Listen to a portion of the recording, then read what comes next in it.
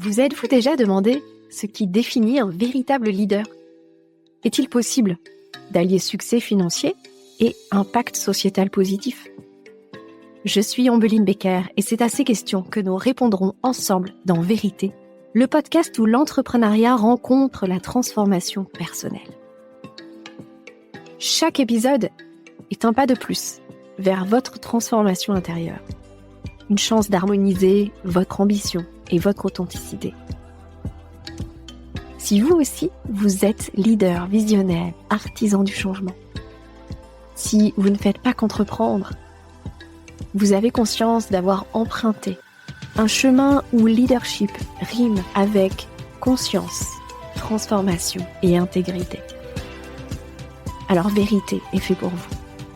Ce podcast est votre passerelle vers votre prochain niveau de leadership éclairé. Alors, êtes-vous prêts ?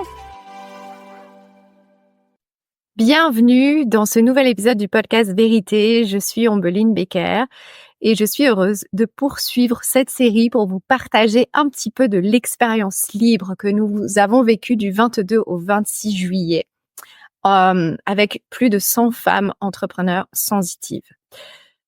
Je viens vous transmettre aujourd'hui une partie de ce que nous avons abordé dans le deuxième jour de l'expérience libre, dont le thème était de libérer nos blocages financiers. Alors, comme je vous le disais dans l'épisode précédent, quand on est une femme entrepreneur et quand on est sensitive, spirituelle, sensible, peu importe le mot qu'on ajoute, on doit dépasser certains défis spécifiques. Et la relation à l'argent est un gros défi. Parce que la relation à l'argent est notre relation à toute autre chose dans cette vie, mais surtout notre relation à nous-mêmes. C'est ça que nous avons abordé plus particulièrement dans ce jour 2. Et dans le podcast, pour le podcast Vérité, j'aimerais vous partager les 15 enseignements que j'ai pu transmettre dans cette expérience libre et qui leur ont vraiment permis de se rendre compte de l'origine de leur blocage, de tous les endroits où elles se freinaient elles-mêmes dans leur expansion spirituelle et matérielle, à quel point elles avaient des croyances, des limites par rapport à l'argent, et que tout cela reflétait en majorité leurs propres limites. Que finalement, ce n'était pas vraiment une question d'argent, que c'était simplement à propos d'elles, à propos d'elles-mêmes.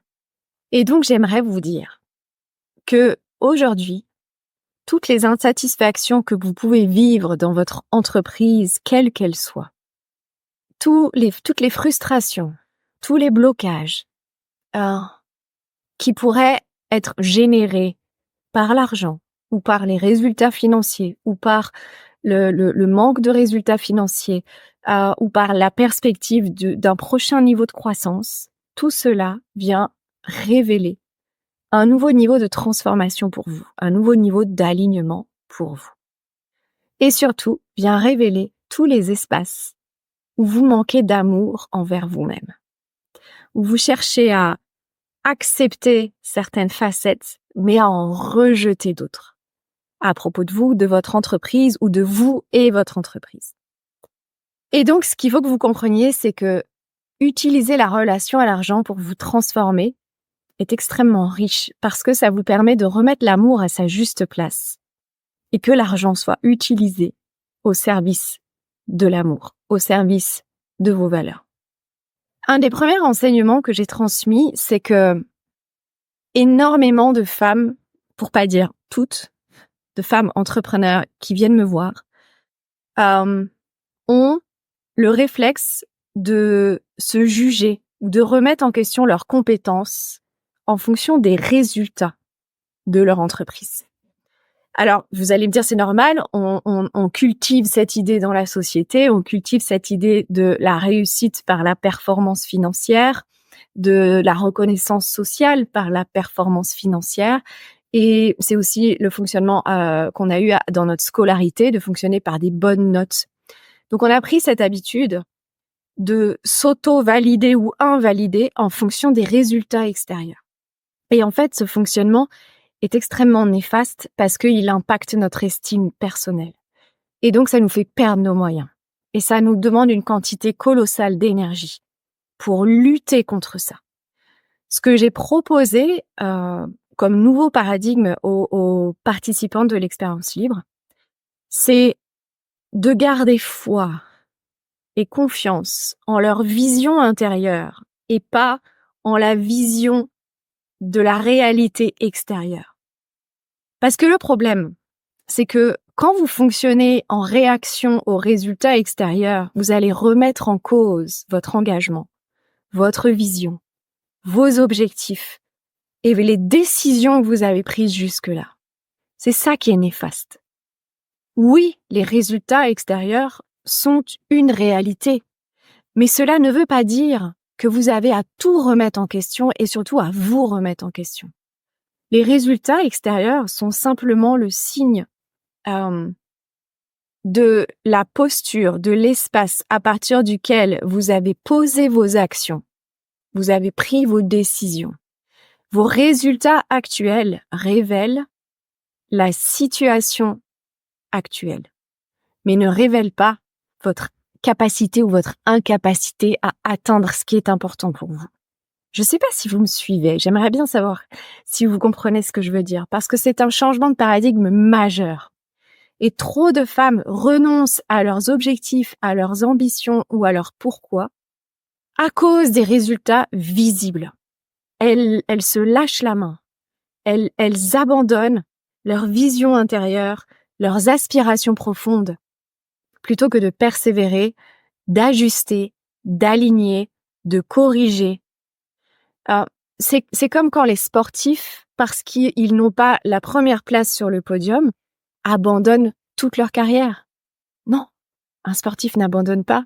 Un sportif sait que s'il n'est pas sur la première marche du podium alors que c'était son objectif, alors il y a des choses à réajuster en lui ou en elle.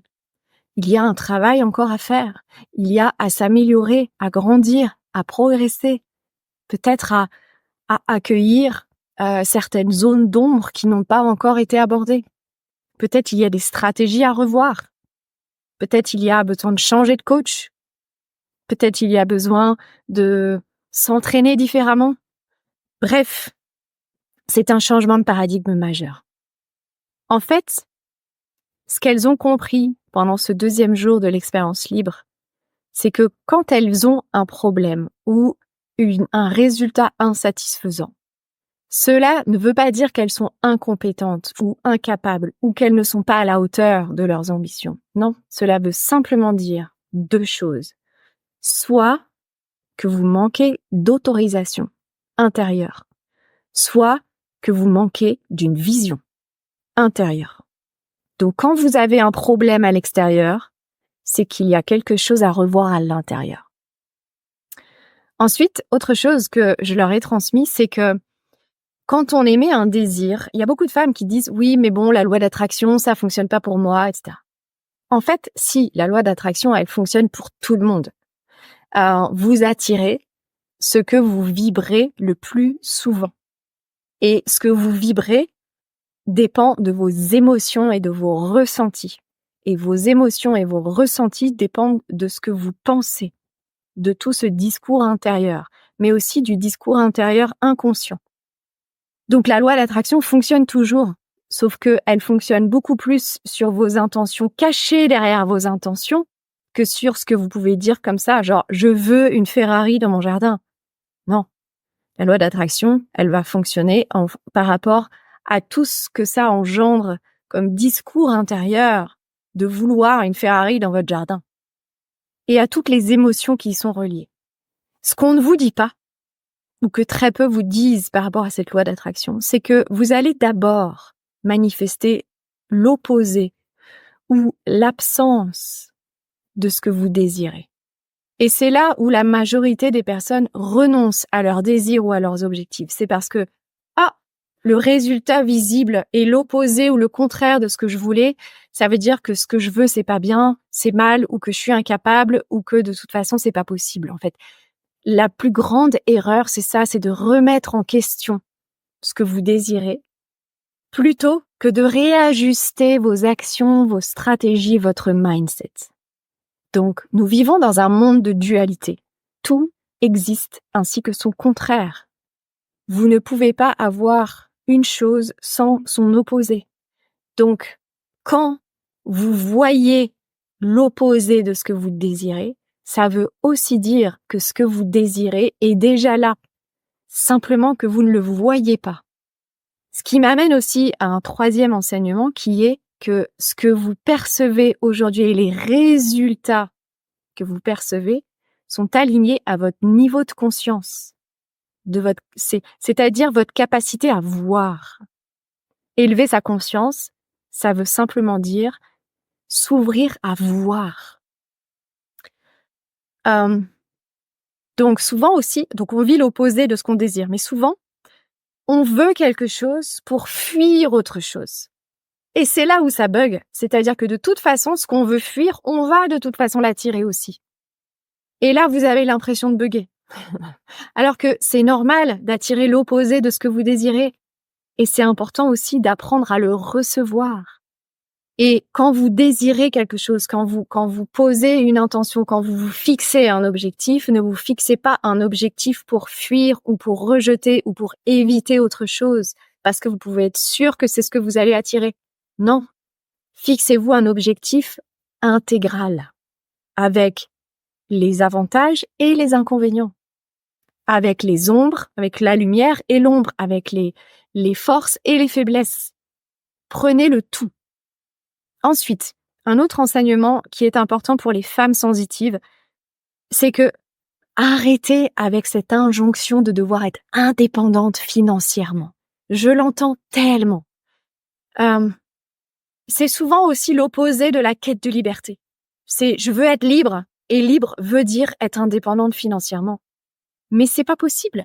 Vous ne pouvez pas être indépendante. Ça ne veut rien dire d'être indépendante. Et en plus, le principe féminin, c'est justement d'unir, de réconcilier, de rassembler, de co-créer.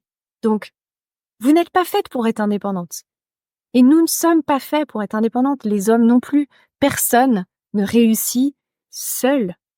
Donc, vous êtes codépendante de plein de choses. De votre environnement, de la nature, de votre alimentation, de vos besoins vitaux bien sûr, mais vous êtes aussi codépendante d'autres personnes, ne serait-ce que de vos clients, de votre conjoint, de votre conjointe. C'est tout à fait OK. Par rapport à l'argent, il y a aussi beaucoup de jugements, de la façon dont l'argent arrive à vous. Il y a beaucoup de femmes entrepreneurs qui fonctionnent dans leur entreprise comme une salariée, c'est-à-dire mon entreprise me verse un salaire pour mon nombre d'heures de travail. C'est un peu comme une récompense du nombre d'heures que j'ai travaillé pour l'entreprise. Mais ça, c'est un paradigme qui mène forcément à l'épuisement quand on est entrepreneur. Parce que quand vous êtes entrepreneur, c'est pas une question d'heures de travail. C'est une question de vision. C'est une question d'engagement. C'est une question de leadership. C'est une question de transformation, d'alignement. C'est une question de stratégie. C'est une question c'est votre capacité à aller trouver les bonnes ressources, aussi bien en vous qu'à l'extérieur. Bref, ce n'est pas une question de nombre d'heures de travail.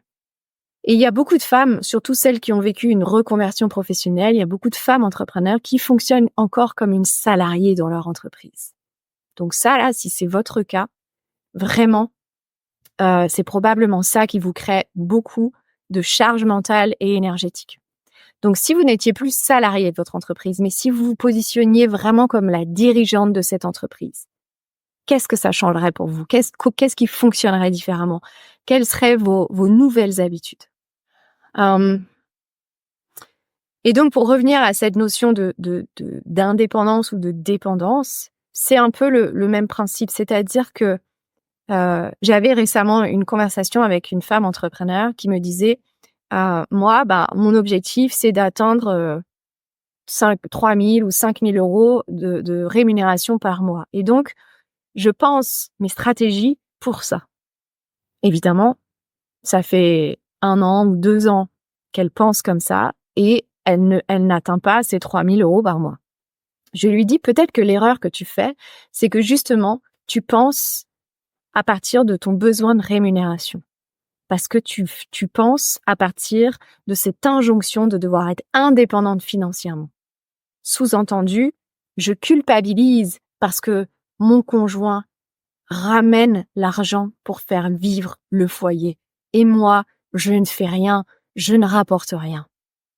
C'est d'autant plus important cette année de vous remettre dans un état d'esprit de couple, de foyer, on fait ensemble, on est unis pour manifester ensemble. C'est pas parce que l'argent arrive par votre conjoint ou votre conjointe, par un héritage, par des dons, des cadeaux, par des revenus locatifs, par la vente de je ne sais quoi, peu importe comment l'argent arrive, mais l'argent vient à vous. Et c'est important d'arrêter de juger la façon dont cet argent arrive à vous. Donc, le mindset d'expansion et de réussite, c'est aussi d'amener votre couple dans cette expansion. Ce n'est pas votre niveau de rémunération qui compte, c'est l'expansion de votre foyer, c'est l'expansion de votre famille.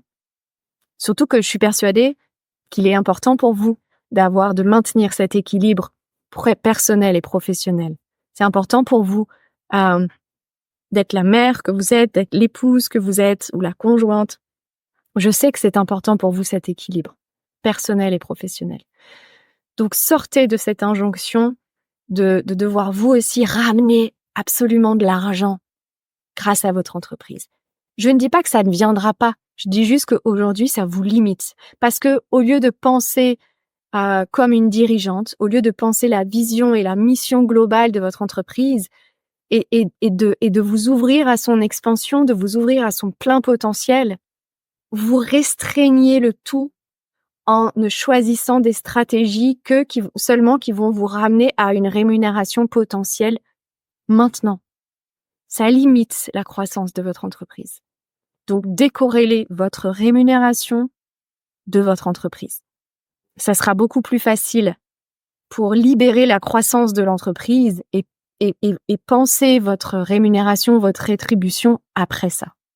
Autre chose que je voulais vous dire, c'est que quand l'argent ne se manifeste pas comme vous le souhaitez, c'est que vous ne l'avez pas vraiment décidé.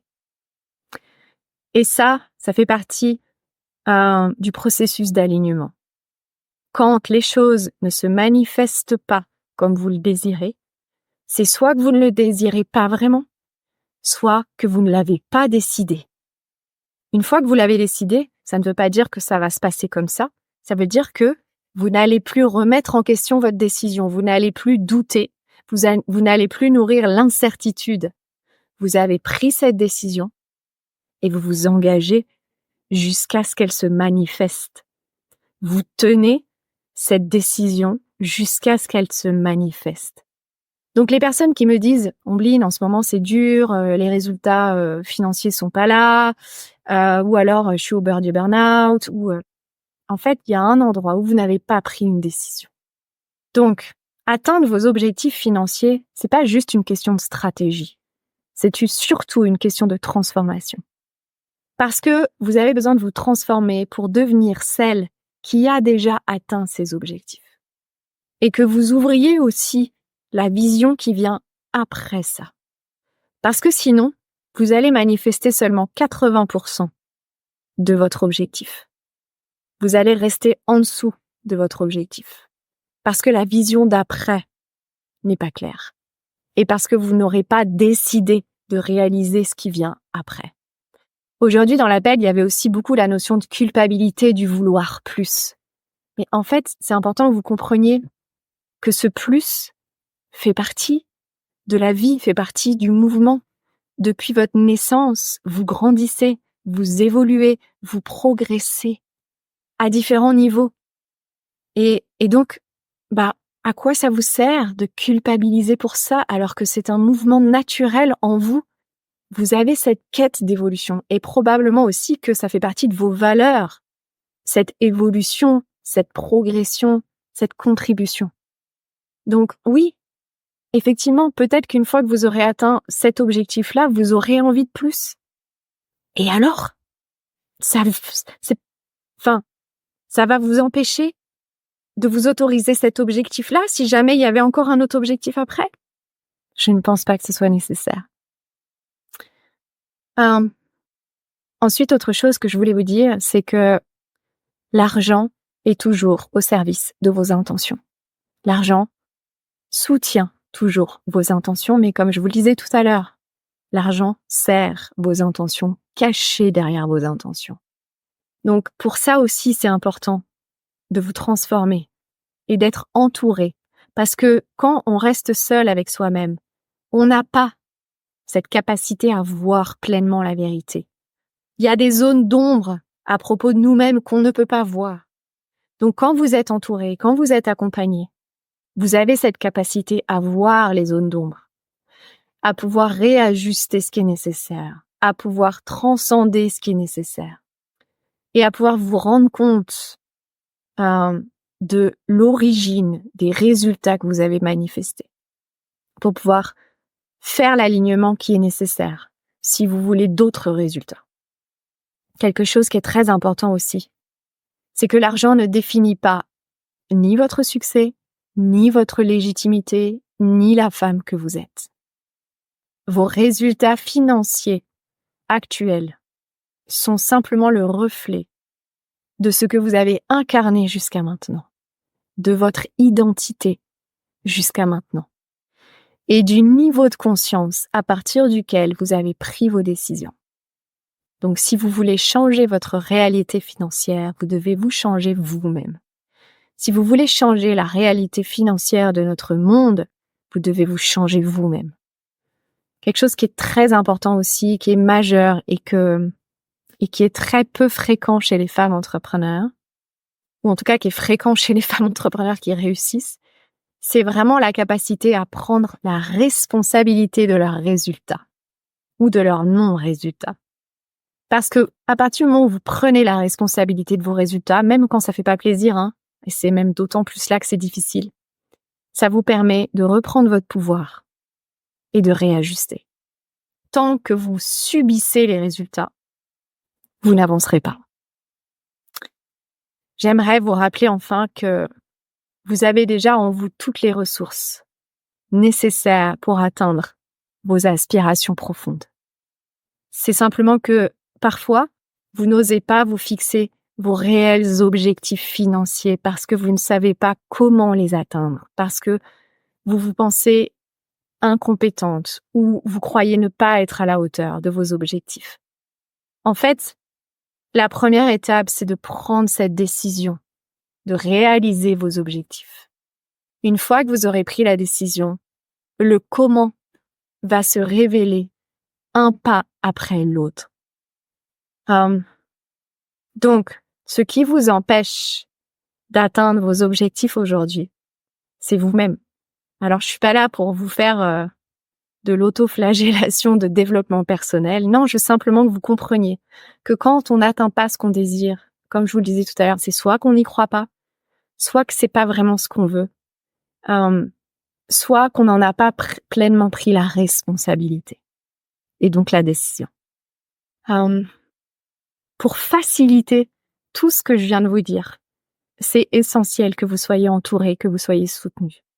Peut-être par un professionnel ou une professionnelle, mais j'ai justement créé le collectif Libre parce que je sais, après 12 ans d'expérience en tant qu'entrepreneur, en tant que femme sensitive et en tant que coach pour femmes entrepreneurs ou leaders sensitifs, je sais que quand on fait partie d'un groupe soutenant, dans l'intégrité, et qui partage les mêmes ambitions profondes que soi-même, c'est beaucoup plus facile de se révéler, de se montrer tel qu'on est, de s'aimer aussi, et de s'autoriser ce prochain niveau de réussite, d'expansion, de croissance ou d'évolution.